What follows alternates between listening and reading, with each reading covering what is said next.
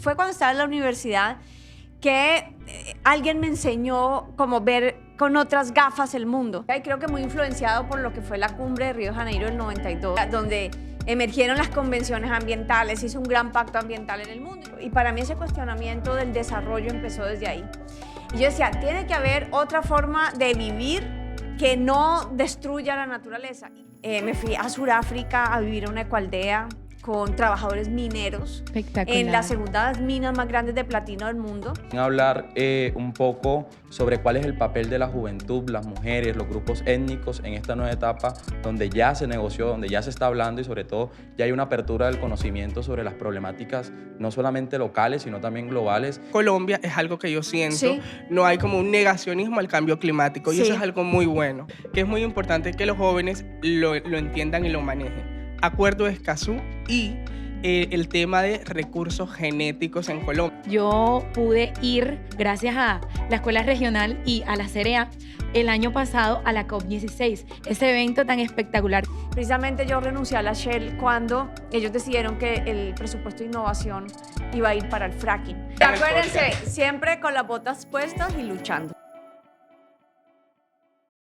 Hola a todos, bienvenidos a este su video podcast ERLA, un espacio de la Corporación Autónoma Regional del Atlántico, desarrollado a través de la Escuela Regional de Liderazgo Ambiental. Hoy estaremos tocando unos temas muy importantes que nos interconectan a nosotros como jóvenes y, bueno, me presento, mucho gusto, yo soy Fabiana Zapata, estudiante del Diplomado Guardianes Ambientales con énfasis en investigación ambiental y no nada, es un placer estar aquí compartiendo esta preciosa mesa con cada uno de mis compañeros, estos grandes estudiantes que tenemos aquí de la escuela y es un gusto estar aquí.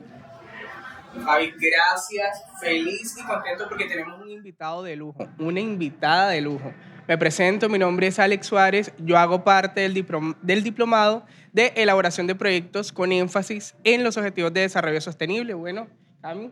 Bueno, muchas gracias Fabi, Alex, doctora ministra, un saludo especial por estar aquí en este espacio de aprendizaje, de experiencias. Mi nombre es Camilo Gómez, hago parte de la Escuela Regional de Liderazgo Ambiental, del Diplomado GUMA con énfasis en investigación ambiental y bueno, aquí un placer acompañarla y desarrollar este hermoso podcast.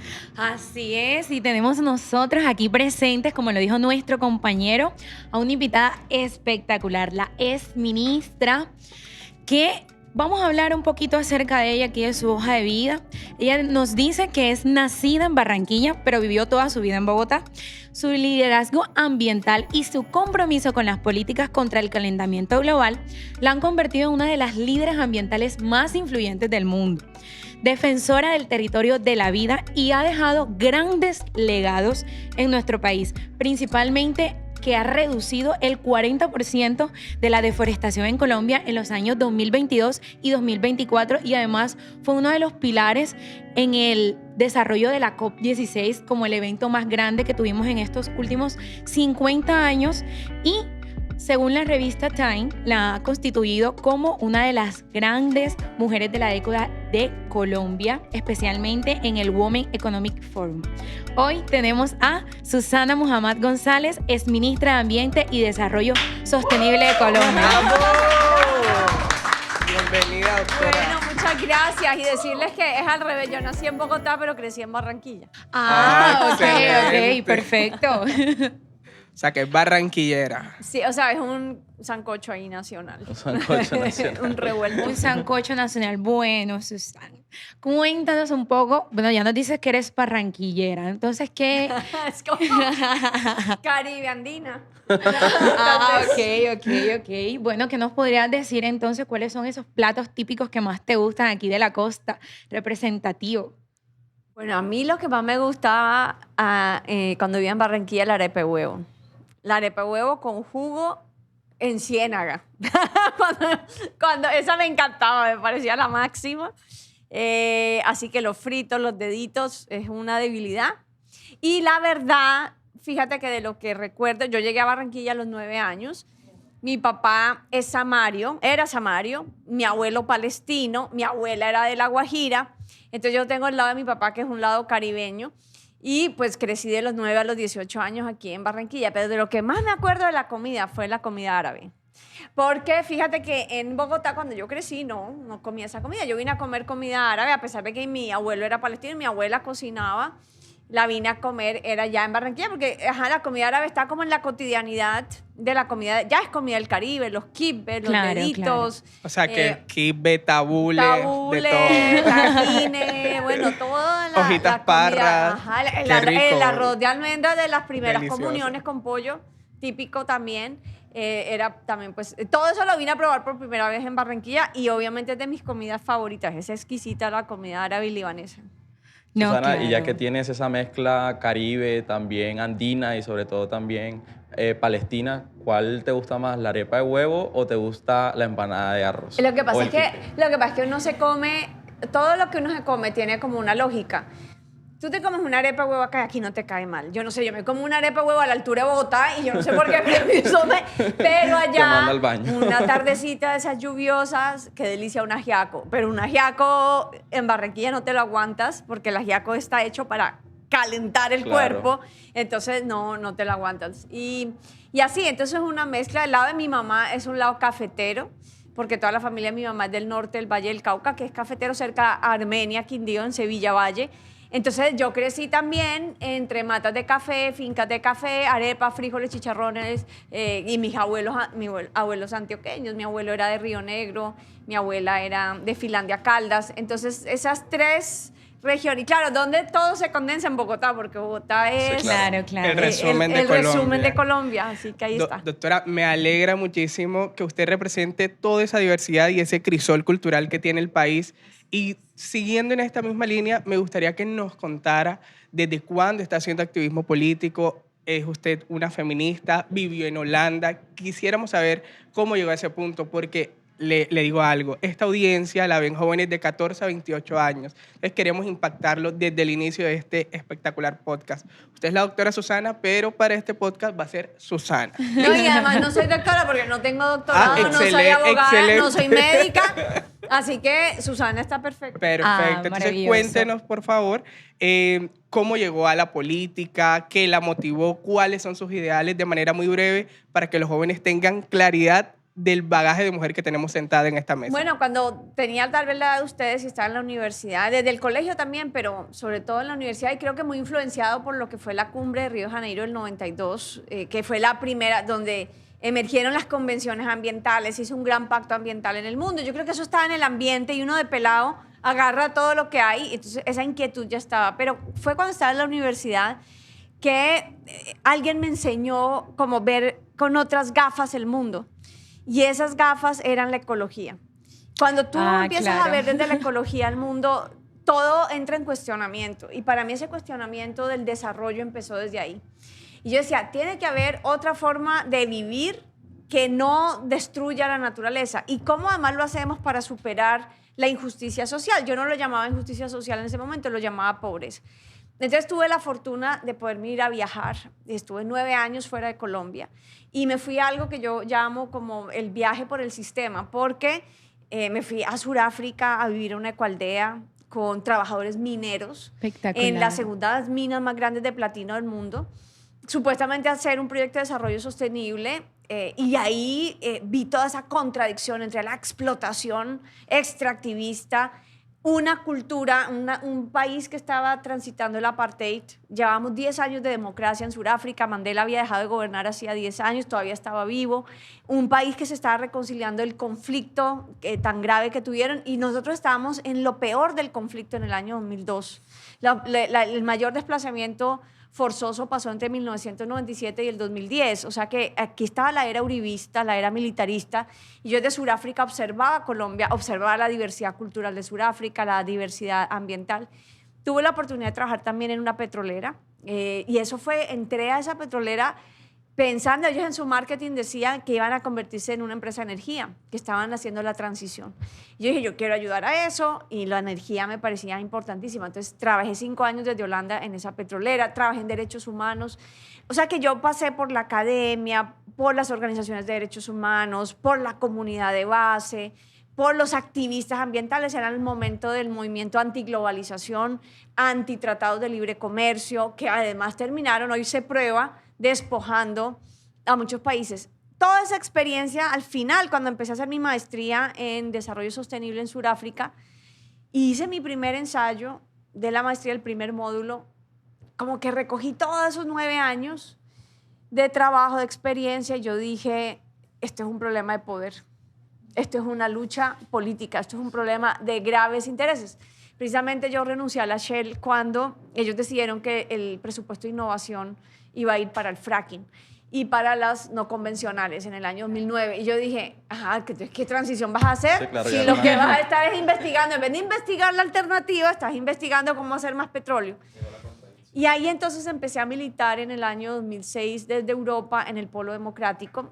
Fue el primer momento de unidad de la izquierda.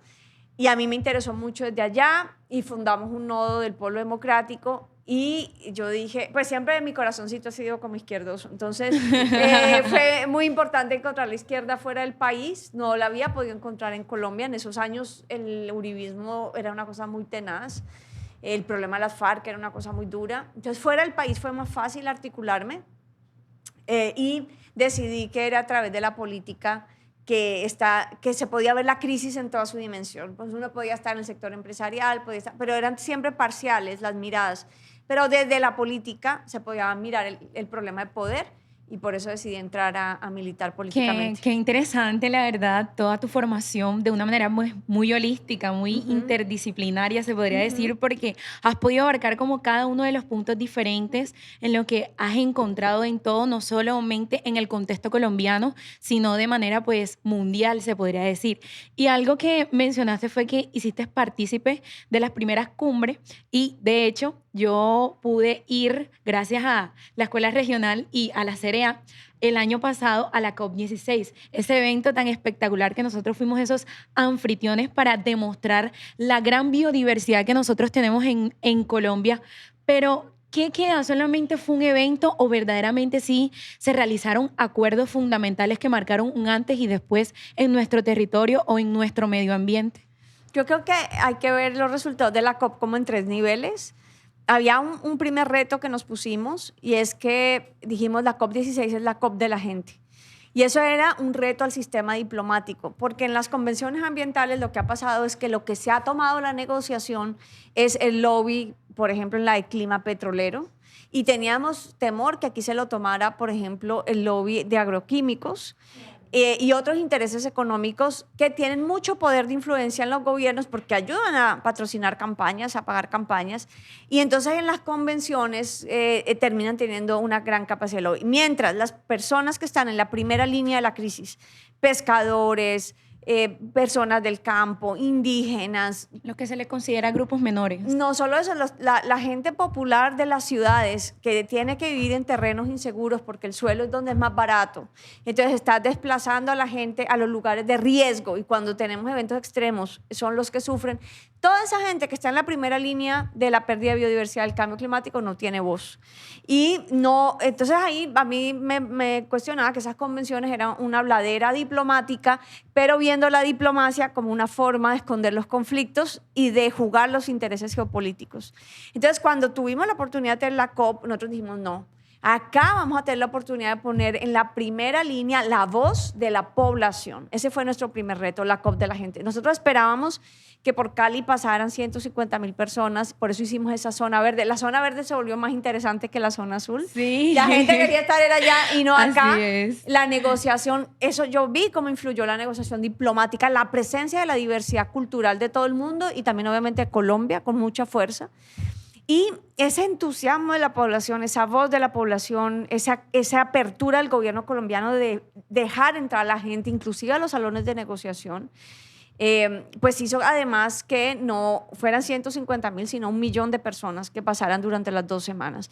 Creo que ha sido el proceso de educación ambiental más grande que ha tenido Colombia y posiblemente América Latina, y de sensibilización, que una palabra científica como biodiversidad empezar a estar en el vocablo de la gente del común fue muy importante. Y la otra parte del resultado dijimos, es la COP de la paz con la naturaleza, como un mensaje sintético del cambio de paradigma y queremos mostrar dónde están las alternativas.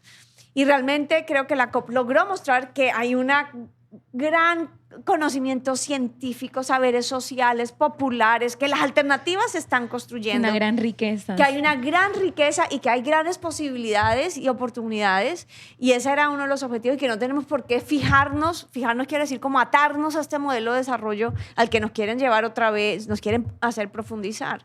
Y por último, en la negociación diplomática, sí, se logró, claro, tocó en dos fases porque no nos alcanzó en Cali, pero contando la fase de Cali y luego la de Roma, se tomaron todas las decisiones. Tal vez fue el único foro multilateral de ese año, entre el 24 y hasta lo que lleva el 25, en donde el sistema multilateral no está en crisis. Porque ustedes saben que con el genocidio de Gaza, con todas las decisiones de Naciones Unidas, no están contando. Fue el único foro en donde todas las decisiones se tomaron, y es difícil porque tienen que tomar por consenso. Y no se tomaron decisiones como ligeras. A veces sí se toman las decisiones, pero no tienen contenido para que pueda haber acuerdo. No, Claro. se tomaron las decisiones. Ahora, claro, hay una gran responsabilidad de que se implementen. Vale, Susana. Muchas gracias por ese recuento sobre lo que fue la COP. Sobre todo felicitarle por esa gran labor y esa gran gestión para el país, porque que estuviera un escenario de gran nivel de discusión sobre el ambiente era una deuda que teníamos nosotros como sociedad, sobre todo como Sur Global, y en ese sentido felicitarla, pero también hablar un poco sobre cuál es el papel de la juventud, las mujeres, los grupos étnicos en esta nueva etapa donde ya se negoció, donde ya se está hablando, y sobre todo ya hay una apertura del conocimiento sobre las problemáticas no solamente locales, sino también globales. ¿Qué hacemos ahora? ¿Cuál es la hoja de ruta para nosotros? Yo creo que la hoja de ruta la deben plantear los mismos jóvenes, porque hay que, ustedes si ya ganan, o sea, hay mucho acceso a la información, hay muchas desigualdades, hay también muchos problemas cotidianos, hay también, siento yo, ustedes me tienen que decir, yo no tengo hijos, entonces tengo una brecha generacional gigantesca, o sea, no... Tengo que conectarme con el mundo que ustedes viven, que es otro, es un mundo digital. Ahora viene toda esta influencia de la inteligencia artificial. Eso nos va a ayudar a ser más críticos, nos va a ayudar a ser más activos, o nos va a ayudar, o por el contrario va a ser una herramienta de control de la mente, de control de la conciencia. Entonces, en la juventud, yo lo único que les podría decir es si uno tiene como la sensibilidad y cierta creencia en sí mismo, en la juventud es el momento en el que se revela todo el futuro de uno, toda la vida se revela. Porque uno tiene grandes intuiciones y uno ve, como joven, ve el cambio, uno entiende ya el cambio que va a pasar al futuro. Pero los jóvenes no tienen la suficiente credibilidad social y no tienen el suficiente poder. El adultocentrismo. Sí, el claro, poder está concentrado. el poder de la edad, hay una jerarquía de las edades. Y la juventud, entonces, yo recuerdo cuando yo hace 30 años hablaba de estas cosas, pues a mí la gente me miraba como... ni entendían. Y mis jefes en la Shell y todo eso decían, no, ella es una idealista, pero si no lo es ahora, nunca lo será. Me decían. Y yo decía, no. Y como yo preguntaba, ¿cómo que objetivos del milenio, que fueron los objetivos sociales, sin contar con la naturaleza? Para mí era un contrasentido. Pero eso no estaba en el discurso de poder. Entonces, ustedes, la juventud, desde sus contextos, desde lo que están absorbiendo, los adultos dicen, no, ya vienen con el chip ambiental. No es que vengan con el chip ambiental, sino que eso ya está en el contexto y los niños y jóvenes lo captan como natural, no como los adultos que les tocó aprenderlo. Igual que la tecnología. Cuando un niño crece con la tecnología, pues es lo que llaman un nativo digital. A mí me tocó aprenderla, es diferente. Eso hace que esa sensibilidad les permita ver cosas que nosotros no vemos hacia el futuro. Lo que está pasando con la depresión, con la salud mental, con el tema de la eco, como ansiedad, todo esto. La ecodepresión que dirán, no, que niños tan sensibles, pues, o sea, no, los adultos juzgan. Una Digo, crisis no. que no nos deja ver futuro, además. Sí, pero también ustedes están manifestando que no hay futuro. O sea, no es que los niños son muy sensibles, sino que sintetizan para dónde vamos. Ahora, estamos teniendo la conciencia. ¿por qué una joven de 20, ya no sé ni cuántos años tiene Greta hoy, 25, tal vez menos, es la que está liderando la oposición y la resistencia al genocidio de Gaza? Sí, ¿Ah? yo Entonces, quisiera... fíjate, lo único que termino, porque a veces yo me alargo, pero termino para cerrar la idea. Yo lo único que les podría dejar como mensaje es: confíen en su intuición, validen su intuición y actúen sobre ella. Sin dudas. El sistema les va a decir y los adultos les van a decir que no, que por ahí no es, que eso no es posible, que eso no es racional, que no, por ahí sí es.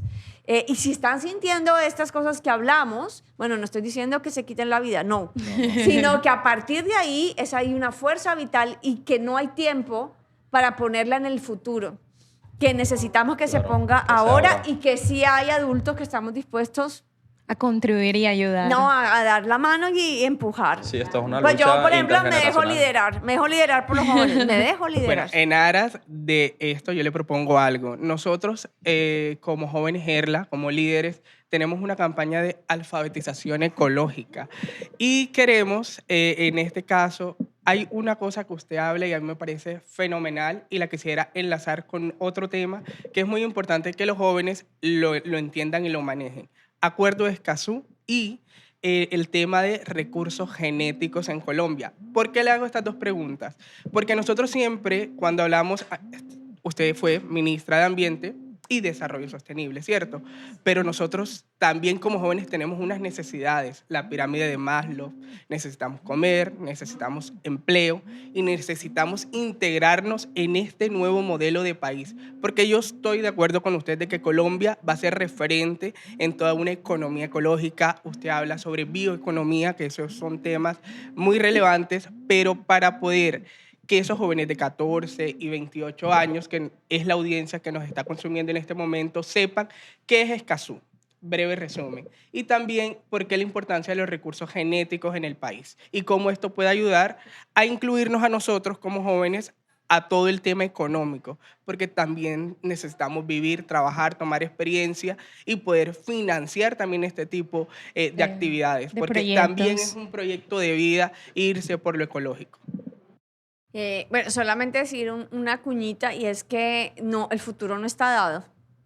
O sea, digamos, usted dice, no, el país va hacia allá. No, va a depender de lo que pase en la política. O si no, no va. De que la gente Me haga refiero, algo. un momentico, me refiero porque, digamos, aquí en Colombia es algo que yo siento, Sí. no hay como un negacionismo al cambio climático y eso Sí. es algo muy bueno, porque en la prensa nos dice que hay lugares del primer mundo donde hay negacionistas, o sea, eso es como ser un terraplanista ahora mismo.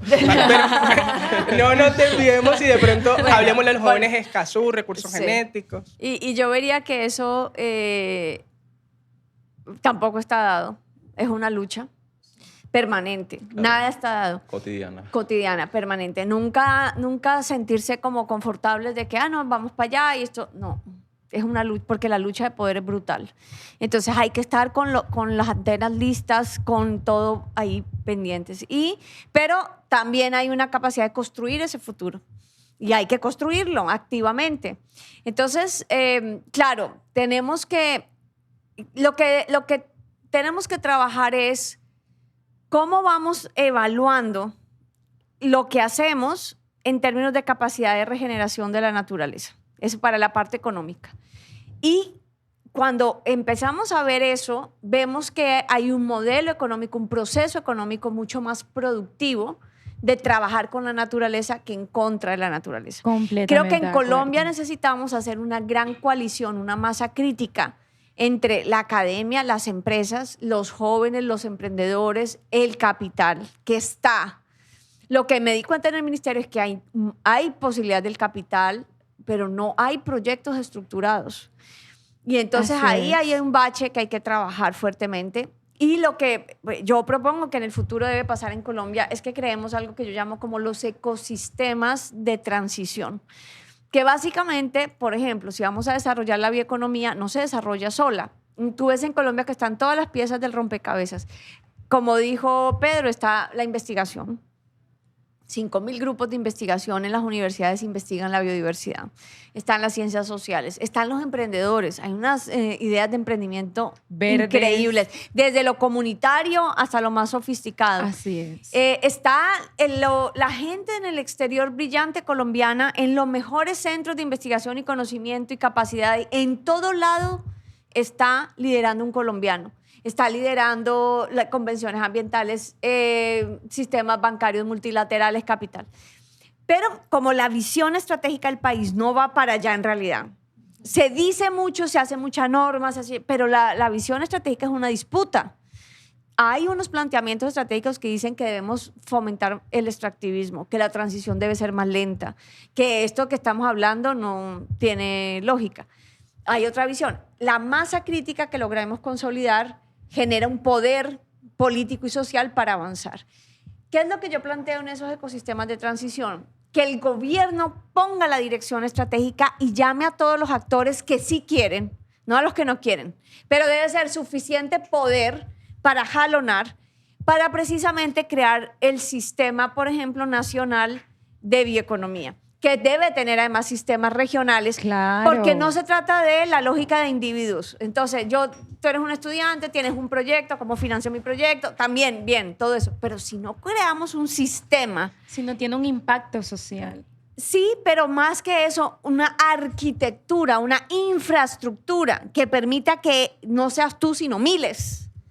Ya, que no sea el talento de un joven emprendedor que logra su emprendimiento con 100.000 dificultades. Que exista No, es también una lógica de asociatividad, de de comunidad. asociatividad, de solidaridad, de conocimiento colectivo, de sistema y de infraestructura que tiene que poner el gobierno para que las cosas se faciliten, que incluye cambios regulatorios, procesos financieros, ayuda en el tema de la gestión de los programas y proyectos.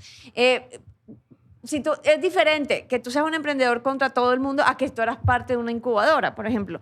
Esto, pero piénsenselo en los ecosistemas de transición, para la transición energética, para la bioeconomía, para la agroecología. Entonces se vuelve un proceso sistémico de cambio y no simplemente esfuerzo. Tenemos miles de esfuerzos en Colombia increíbles, de gente que es heroica, pero eso no transforma el país. Se queda corto. Ayuda, hay ejemplos. Búscate todas las preguntas que tenga. Hay algo en Colombia, ya que alguien lo está haciendo. Pero todo está desconectado, fragmentado, sin poder político, sin estructura, sin Estado. Entonces queda Muy individualista. y queda corto. No, el impacto macro no se va a ver. Doctora Susana, para la audiencia. Excelente. Por lo que ha dicho, recojo que usted tiene una visión muy grande sobre el tema de que el futuro y el presente, obviamente, se debe trabajar de manera mancomunada, de manera asociada con las comunidades y teniendo en cuenta todo un mundo. Es decir, desde las organizaciones sociales de base, la academia, como usted lo ha mencionado, las empresas. Yo quisiera hacerle 2 preguntitas con respuestas de sí o no. Y al final, digamos, después de estas, una reflexión. Y quiero que con una palabra o con unas breves palabras nos deje claridad sobre la importancia del Acuerdo de Escazú en Colombia. ¿Por qué hago el hincapié en Escazú? Porque usted tuvo que ver con la ratificación de este acuerdo en Colombia. Esa es la primera pregunta. La segunda pregunta que le hago es, ¿fracking sí o no? Pero ya no la respondió con anterioridad. Sí. Ya, No. Y la ya tercera tenemos pregunta simplemente es cómo traemos ese conocimiento de afuera a Colombia, pero muy brevemente. O sea, ¿qué propone? No, lo que hay que hacer es, estos ecosistemas son las plataformas que permiten que ese conocimiento colombiano afuera se conecte a ese cambio. Por ejemplo, si creamos la arquitectura de la reforma agraria, que ya el gobierno la creó, los núcleos de reforma agraria, los comités municipales de los campesinos de reforma agraria. Pero si tú pones en cada núcleo de reforma agraria los centros de investigación para trabajar del conocimiento campesino con el conocimiento científico, estás creando una infraestructura en donde tú puedes conectar el conocimiento de los colombianos en el exterior. Y así, eso es solo un ejemplo, pero imagínatelo en bioeconomía. Entonces tiene que contar con arquitectura, territorio, propósito estratégico, unidad. Ahora, una cuñita. No es simple, no es la ambición liberal de que nos sentamos alrededor de la mesa y lo vamos a resolver. No, porque no hay las mismas capacidades de poder. La voz de un campesino no vale lo mismo que la de un gran desarrollador del campo, de la agroindustria. No vale lo mismo. No vale lo mismo la voz de una mujer popular que una empresa. Y en el diálogo político no se escucha igual. Ahí es el rol estratégico de un gobierno progresista, de balancear el poder en la mesa. El Estado debe aliarse con aquellos que son fundamentales, pero que su voz y su poder no es igual. para que se pueda balancear. Solo una mesa balanceada te puede llevar al fondo de los conflictos. Y si no, pues el discurso del desarrollo te pasa por encima. Porque yo lo he visto 1000 veces, el campesino que dice, por favor, no, el pescador, no sé qué en la ciénaga, por favor, no sé qué, y el desarrollo que dice, lo mejor es que vamos a hacer este proyecto de desarrollo. Y existen hasta conceptos técnicos que Bueno, hablan de y eso. usted lo vieron aquí en Mallorquí, entre los pescadores y el gran proyecto turístico. ¿Quién tenía el poder? Así que fíjense que ahí es donde se juega. Por eso digo que esto siempre, y no es de política electoral, siempre es un problema. Claro, y balancear la mesa también pues depende de las capacidades que uno dé a las comunidades en términos de conocimiento, en términos de información. Ojo, ellas, yo lo cambiaría, le cambiaría un poquito la redacción, aunque sí va por ahí. Ellas tienen ya el conocimiento, ellas ya tienen una voz. Es como las respaldamos y tienen respaldo para que ese conocimiento y esa voz pueda interactuar en igualdad de condiciones. Esos son los escenarios de participación de los cuales estábamos Sí. hablando hace un rato. Sí. Excelente. Me queda muy claro cuál es la visión que tiene. Ya para finalizar, me gustaría que nos recomendara un libro, algún autor, y que se despida de nuestra audiencia, que está muy feliz con este invitado. Sabemos que tiene una agenda muy apretada. Muchas gracias por haber asistido a este podcast y por favor díganos un mensaje final, una reflexión final y ojalá que terminemos en positivo, porque eso es lo que queremos a través de estos canales. Bueno, entonces, un libro que a mí me abrió los ojos en inglés se llama The Web of Life, de Fritjof Capra, pero creo que se llama El tejido de la vida o algo así. Es fundamental porque es una síntesis científica de la evolución en el siglo XX que te ayuda a entender por qué el planeta es un planeta vivo y cómo funciona. Y yo creo que esa es como la base conceptual, el pensamiento sistémico. Un libro que estoy leyendo ahorita se llama El capital en el antropoceno, que es ¿cómo se llama el autor? Bueno, búsquenlo. Es un japonés, filósofo, Perfecto. uno de los pocos filósofos que está en este momento reflexionando sobre la crisis climática y el capitalismo. Y creo que ahí hay otro tema maravilloso. Y el último, que leí hace poco, que es maravilloso, además muy de la historia natural de nuestro país, se llama La invención de la naturaleza, que es toda la biografía de Alexander von Humboldt y todos los recorridos suramericanos y cómo, por ejemplo, Humboldt predice a principios de 1800 el cambio climático a partir de sus investigaciones. Es un recorrido maravilloso que a mí me llenó de posibilidad de cómo alguien en esa época logra ver tanto y nos reta de verdad. Desde 2 siglos atrás nos está hablando del presente. Es una belleza. Buenas y poderosas Fabi, lecturas. tocaría hacer la segunda parte. La verdad, sí. Nos encantaría seguir hablando de estos temas tan interesantes que nos nutren a nosotros como jóvenes y que tienen tanta relevancia para todas las personas que nos están observando, que nos están mirando. Pero quiero darle las gracias por permitirnos brindarnos este espacio, por conocer un poco más a usted y también a mis compañeros el día de hoy por estar aquí. Y pues muchísimas gracias por esta gran participación y toda la enseñanza y el legado que ha contribuido usted como mujer y sobre todo como ministra y como persona principalmente. Bueno, no siendo más. Bueno, muchas gracias, ministra. También saludo y pues despido el espacio. Un agradecimiento inmenso y bueno, hasta luego. Vale. Gracias, doctora. Chao, equipo de producción, el mejor. Y Sigan el acuérdense, podcast. siempre con las botas puestas y luchando. Siempre. Bravo. Gracias, Ok. doctora. Qué lástima. Y esto fue un nuevo episodio del video podcast Erla, para que todos aquellos puedan observarlo, lo puedan compartir y recuerden que esto es un espacio para dar a conocer cuáles son esas ciencias, cuáles son esos proyectos, cuáles son esos acuerdos que se están desarrollando y darle la verdadera relevancia que nos interesan tanto a nosotros como a nuestro mundo. Y muchas gracias a todos. Gracias. Nos vemos. Chao.